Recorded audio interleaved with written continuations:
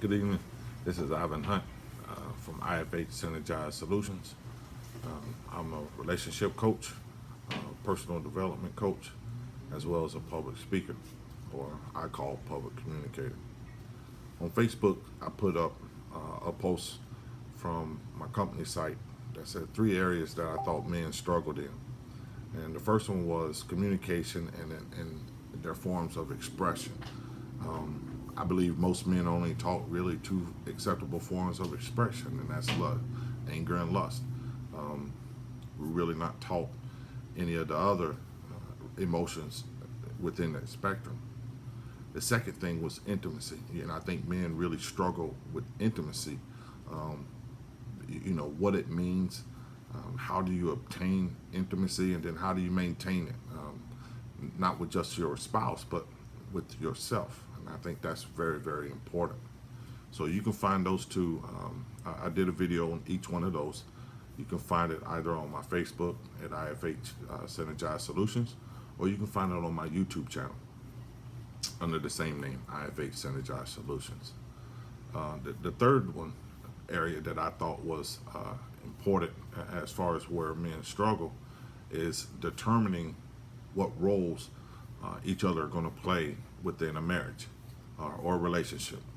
And some of the things that I found out that I think creates a challenge within a relationship is each person has their own idea of what a relationship should look like. So a woman has an idea of what she thinks her man should do. Should he be the one to take out the trash every day? Should he be, excuse me, the one who washes the dishes every night? Should he cook every day? Is he the one that's going to change the diapers all the time, or is he the one that's going to take the kids to school all the time? Is he the one that's going to sit down and do the homework? And she's going to be the one to go out there and work? Is she going to be the one to go out there, if you have a home, go out there and cut the grass? You never really know what the other person, is thinking as far as what they think a family should look like.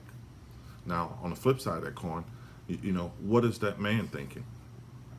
What does he think his role within the family is? What does he think her role within the family should be? And a lot of times, this is really not discussed. I know I never had that conversation before, not at least not before I was married. Not in my first marriage and not in my second marriage. Actually, it was something that we kind of just stumbled upon, in my current marriage, just because of our religious beliefs. They happened to be in line, so I had an idea of what I felt like my role should be. She had an idea of what she felt her role should be, and then she had an idea of what she thought my role should be, and I had an idea of what I thought her role should be. And again, it was just an idea. It wasn't something that we had actually put into practice. So, for example, my wife believes that she should serve me food. Every day. When I come home, there should be food waiting for me. That's she feel like she should take care of the home. Even though she works, she's a boss.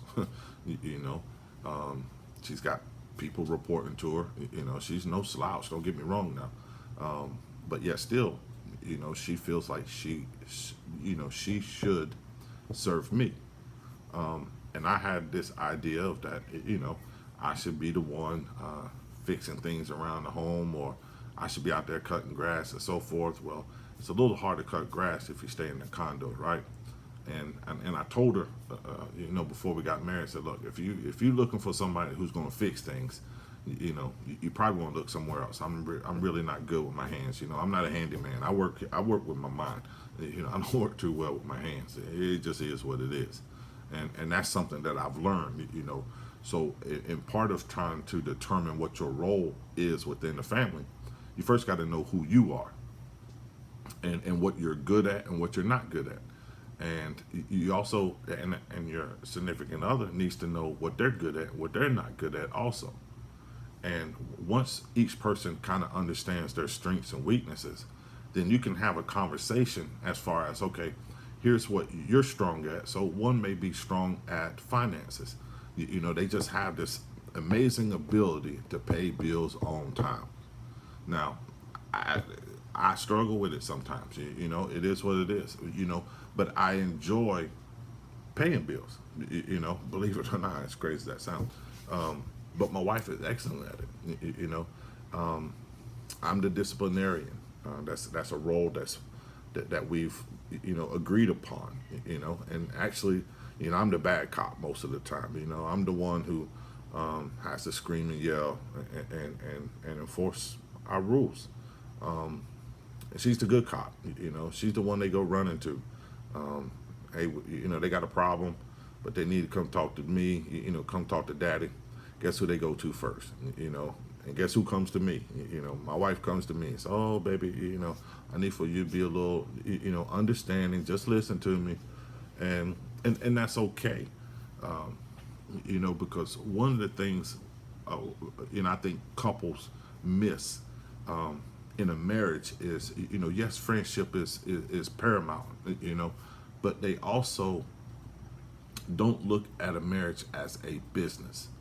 And what looking at a marriage as a business does is it helps provide some type of framework and structure. Now, mostly everybody that works has somebody that they report to. It doesn't matter, if you're an entrepreneur, you got Uncle Sam wanting his taxes. That's just so you got to report to somebody, and so even within the marriage, there has to be some type of hierarchy to some extent. And there's really nothing wrong with having a hierarchy.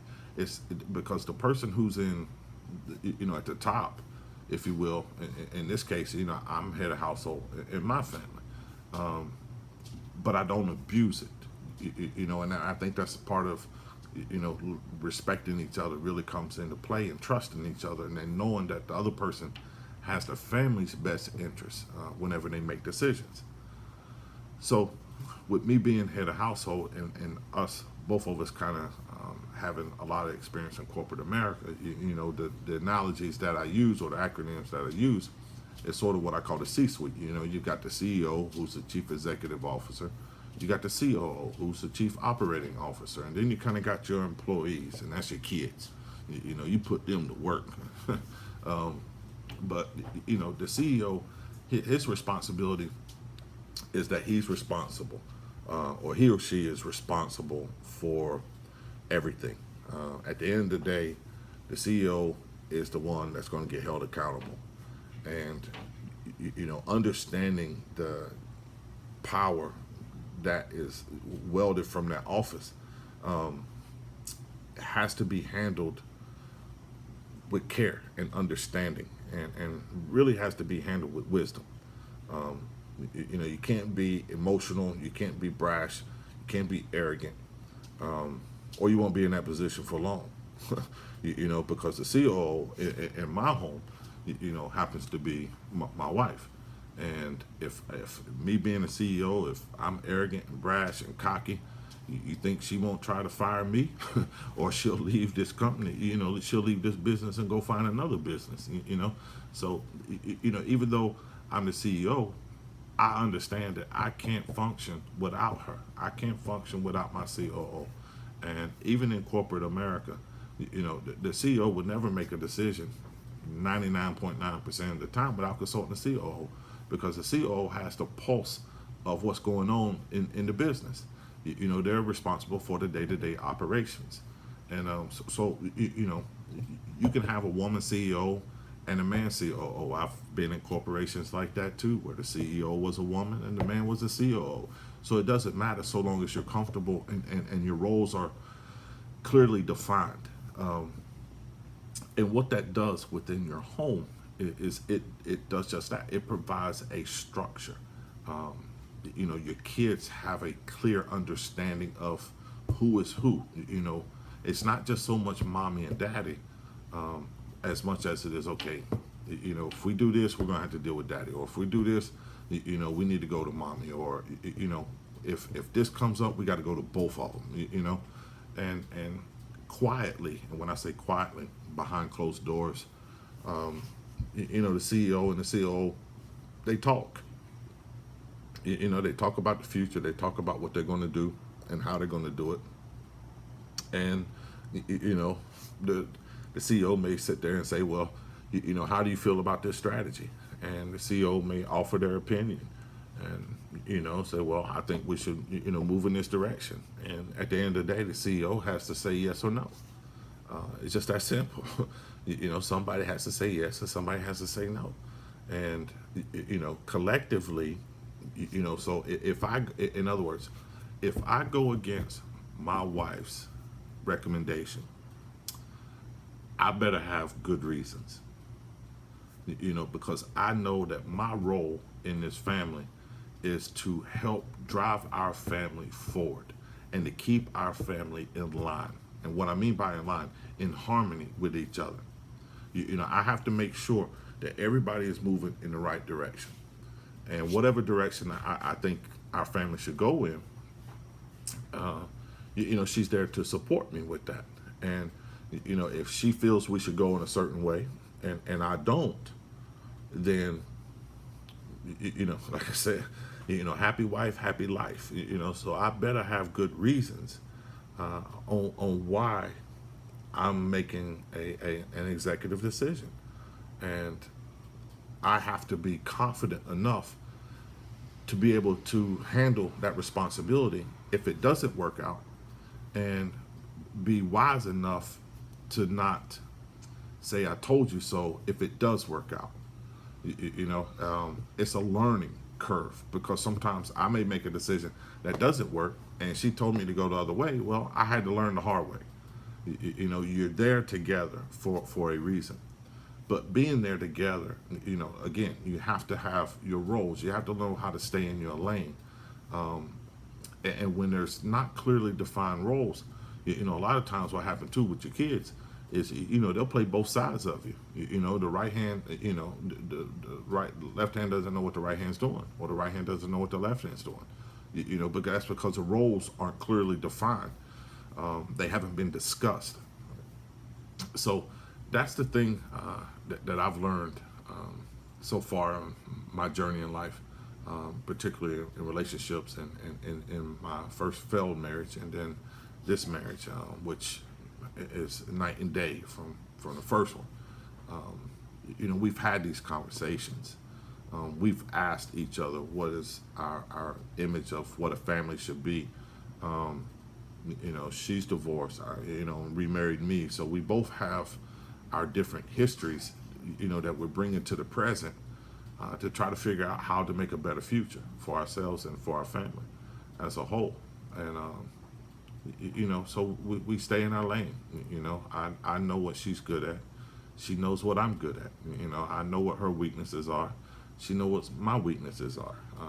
But we try to spend more time on our strengths, than we do our weaknesses. I think that's important too. So, to kind of recap the 3 videos, the first video was about communication and expression, trying to help, people in relationships to learn how to express themselves, or maybe why men don't express themselves in the manner in which they do.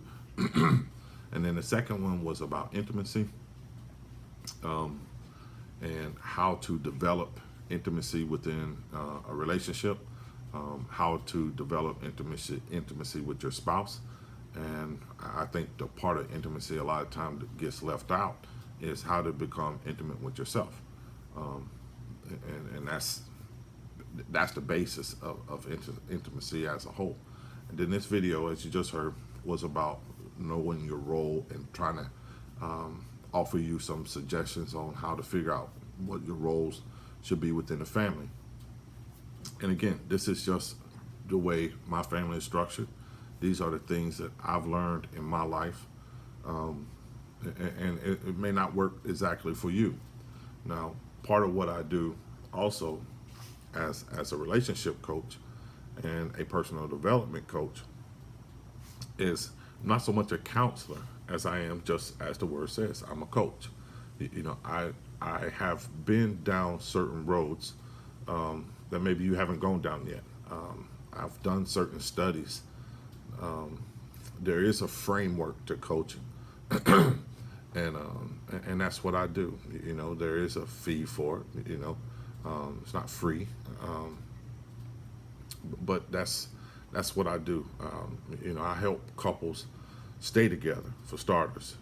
I help individuals who have already gone through a divorce or about to go through a divorce, or they're in that transitional phase from being divorced for a little while and they're about ready to get back into the dating scene again, or you know, their heart is longing for someone new to come in their life, and I kind of help them through that process. We set clear goals. We find alternatives or options. It's really not about me providing answers, but just helping you to come to these conclusions for yourself. It takes a lot of patience. You know, I have to learn how to, you know, I've had to learn how to really listen to people and pick up on the things that are important to you. I'm non-judgmental. You know, what you do with your life is what you do with your life. You know, so long as there's no threat to, you know, anybody's bodily harm, either yourself or someone else, then everything we discuss is confidential. So with that said, just to kind of let y'all know, Saturday from 10:30 to 11:30, I'll be at Aventura Hospital, Suite 204. The address is 2100 Northeast 29th Ave, I believe it is, Aventura, Florida 33180. I'll begin a series just on these three things, but it'll be an hour-long conference, if you will. The price is $50 for individual and $85 for couples. And I look forward to seeing you. If you have any questions, or you know, if you need information for directions and so forth, you can email me at ivanhunt@ifh-solutions.com. You can message me on Facebook at IFH Synergize Solutions. You can find me on Facebook there. You can see this video on my YouTube channel. So, as always, keep your head up, shoulders back. Ain't nothing on the ground but a frown. Peace, love, blessings.